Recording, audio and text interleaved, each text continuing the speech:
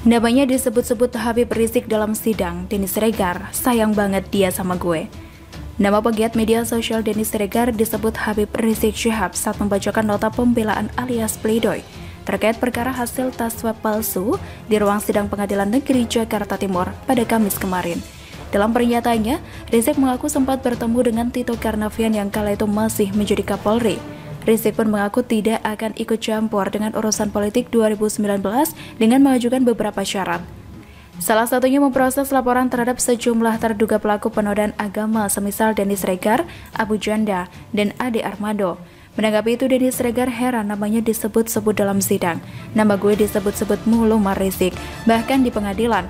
Sayang banget dia sama gue, tulis Denny Siregar di Twitter sambil mengunggah tangkapan layar pemberitaan tentang penyebutan namanya yang dimaksud pada Kamis kemarin.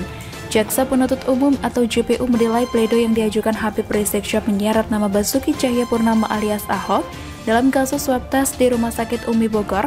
Pledoi tak memiliki kaitan dengan pokok persoalan. Hal itu dikatakan oleh JPU dalam membacakan replik di Pengadilan Negeri Jakarta Timur pada Senin kemarin.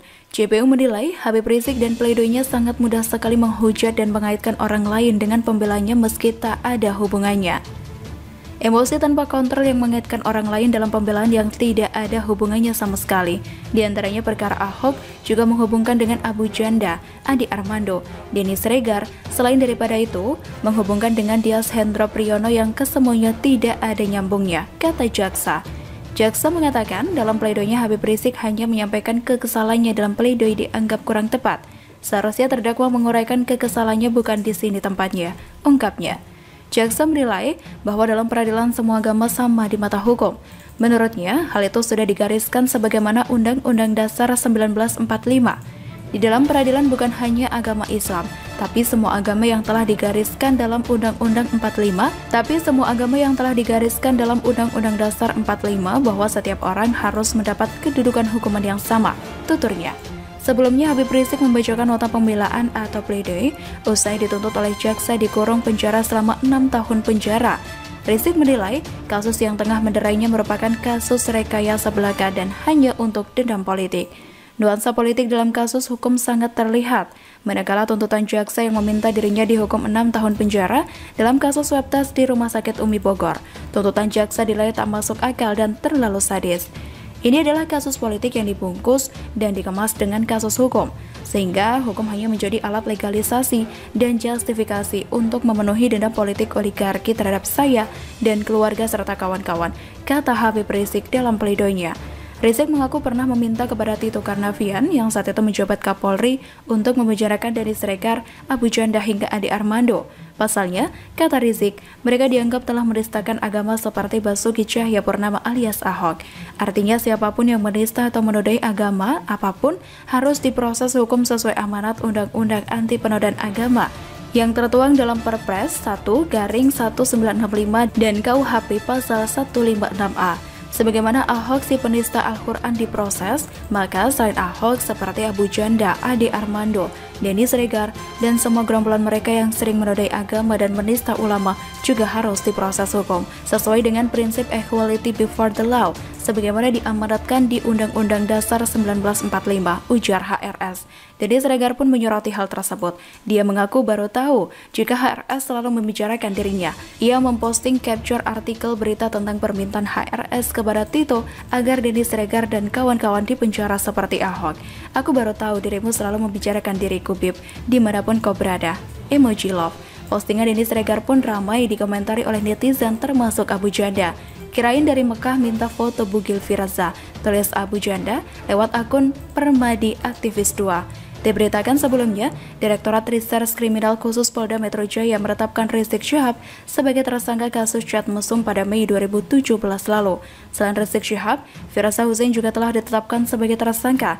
Saat ditetapkan sebagai tersangka, Rizik Syihab tengah berada di Arab Saudi. Ia pun tak pernah memenuhi panggilan polisi. Untuk diketahui, pada tahun 2016, Rizik ditetapkan sebagai tersangka dalam kasus chat WhatsApp berkonten pornografi yang diduga melibatkan dirinya dengan Firasa Husein. Bagaimana menurut Anda?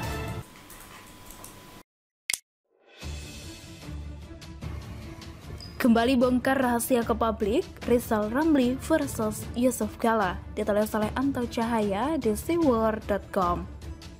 Siapa kiranya yang tidak tahu sosok Rizal Ramli atau RR yang menjuluki dirinya si Kepret atau Raja Wali Ngepret? Mungkin sebagian rakyat Indonesia tahu sosok yang satu ini. Sudah cukup lama sebetulnya tak disorot media, tapi akhir-akhir ini muncul lagi. Menyerang banyak pihak dari soal dana haji, serang Ganjar Pranowo yang dikatakan pencitraan, Sri Mulyani SPG IMF, bahkan sampai menuntut Presiden Jokowi mundur, dan lain sebagainya. Nah, ini yang menarik di tengah usaha atas eksistensinya tersebut. Rizal Ramli terpancing pada sebuah kemelut yang awalnya ditanyakan oleh netizen. Kisru RR dan JK yang dulu sempat panas kini kembali terulang. Bagaimana jalan ceritanya? Berikut ini kisah lama yang disulut lagi. Mantan Wakil Presiden RI ke-10 dan ke-12, Yusuf Kala, membongkar rahasia mantan Menteri Koordinator Bidang Maritim dan Sumber Daya Indonesia Rizal Ramli. Dalam video yang diunggah Kardi Ilyas Club pada 6 November 2020 tersebut, JK mengatakan jika Rizal Ramli sebagai orang yang banyak bicara dan tidak bisa menjadi pemimpin. Tidak hanya itu, juga menyebut jika era Presiden Susilo Bambang Yudhoyono atau SBY, Rizal Ramli pernah gagal menjadi Menteri BUMN dan Menteri Keuangan. Hal tersebut sekaligus menjawab pernyataan Rizal Ramli bahwa ada pihak yang menghalang-halangi dirinya untuk menjadi menteri. Namun, JK menyatakan bahwa dirinya lah yang melarang Rizal Ramli menjadi menteri karena tidak pernah diperhitungkan oleh SBY. Menurut JK, saat itu Rizal Ramli ditawari menjadi Menteri Perindustrian, namun ia menolak. Namun juga menyatakan bahwa dirinya lah yang melarang Rizal Ramli menjadi menteri karena tidak pernah diperhitungkan oleh SBY.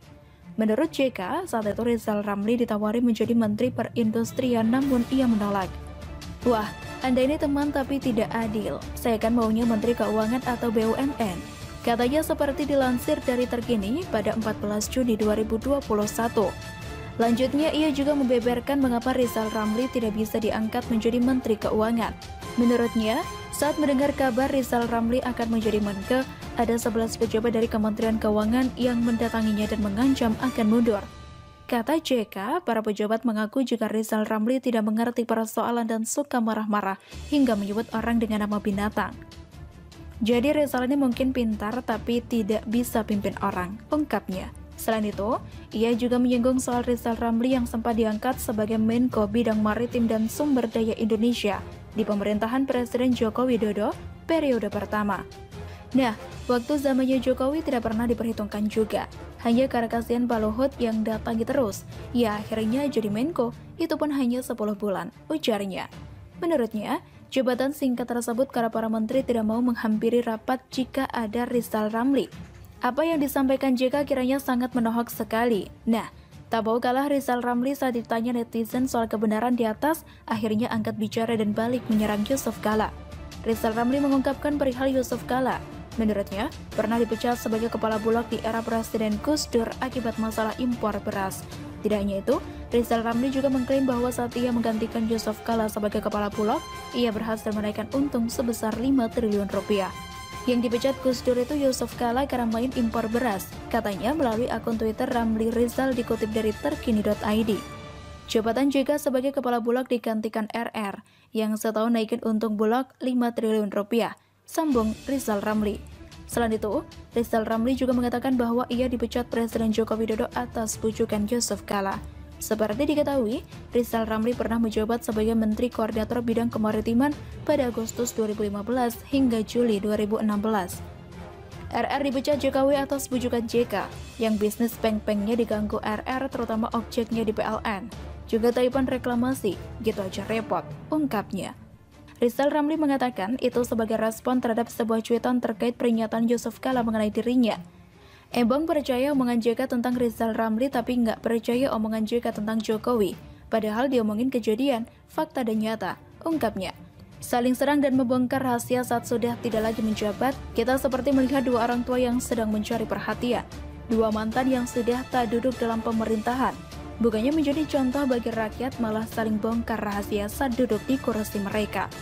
Tapi memang harus kita akui netizen-netizen Indonesia itu paling jago soal julid dan kemudian menjadi viral di sosial media. Kita bakal melihat kisah selanjutnya antara si kumbis versus si kepret. dua mantan pejabat yang sedang usaha